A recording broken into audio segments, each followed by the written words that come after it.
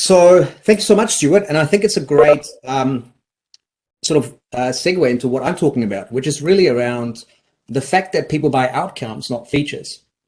And my career, it started off in the innovation space. And like after I had my own companies, I started working in high-tech accelerators. And today, I mainly focus on RevOps. So I've gone away from this innovation space and working now on marketing, selling these innovations. And while working in these incubators and accelerators, obviously we want to pride ourselves on the success of companies, but a significant amount of them fail. And what's actually really interesting is for the companies, even the ones that succeed and bring a product to market, 72% of all new products and services that come to market don't actually live up to customer expectations, which is like a huge number. That means 3 out of 4 products don't meet customer expectations. And it's not just a product problem, it's actually a company problem. And in particular around your marketing, how you communicate to people, what you promise in sales, or what you sometimes over-promise, as I'm sure you've experienced in the past, but also what you create, what you deliver, and how your customers perceive your solution. And I'm a big fan of Clayton Christensen, and he's sort of an innovation and marketing professor. He passed away a couple of years ago, but he's put out some fantastic work, taught at Harvard, taught at Stanford, and he tells a story of a milkshake. And I love this picture because it looks very yummy. But him and his team were approached by a large fast food chain, and they had struggles with improving sales performance of their milkshakes.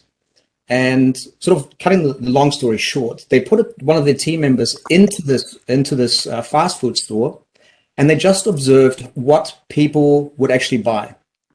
And what they've come to realize is that most people that come and bought milkshakes bought them between 7 and 8:30 a.m. in the morning, which is like quite a bizarre finding. And the next day they stood outside to then engage with everyone who came and walked past. And what they've learned was that people didn't come in to buy a sweet milkshake. People came in because they were stuck in traffic. They had a long commute into work, and they wanted something that they can enjoy on the way to work that would last them for the entire period. And usually you would think they would replace it with an apple, eat a banana on the way to work, but it just didn't achieve the same outcome as a milkshake, which was quite thick and sort of kept them busy and kept them full until lunchtime. And what it comes down to is sort of 3 core outcomes that people make decisions on when they purchase a product or when they have expectations about a product.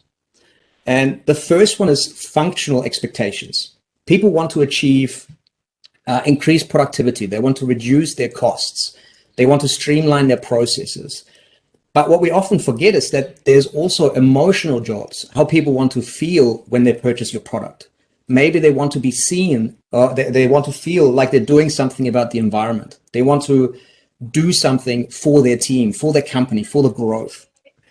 But also they want to be seen by their peers as being at the forefront of innovation, having the newest technology on hand, looking after them. So there's a functional need, which is sort of the task at hand. But also what we need to remember is people have feelings, and people have social status that they also look for when they purchase your product or engage with your product.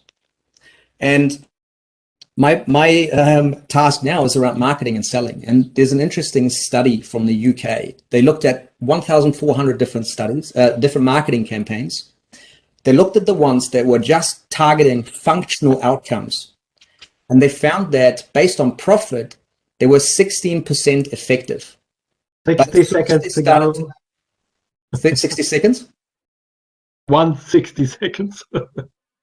As soon as they started to target the emotional needs of people and started to speak to the emotional outcomes, the effectiveness jumped up to 31%. It's almost twice as much, which is quite amazing. So overall, the key message, and I'm so fascinated with this, what if your entire company, what if the entire team the North Star was the customer's outcomes and really making it easier for customers to achieve their desired outcomes.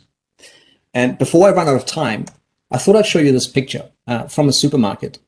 This is an example of a very functional product of supplements where you can buy charcoal, alfalfa, cranberry, but it doesn't really tell you what it helps you with. And I saw this advertisement from another company that just talks about the outcome achieved with their supplements. So people buy outcomes, not features. Thank you so much for listening.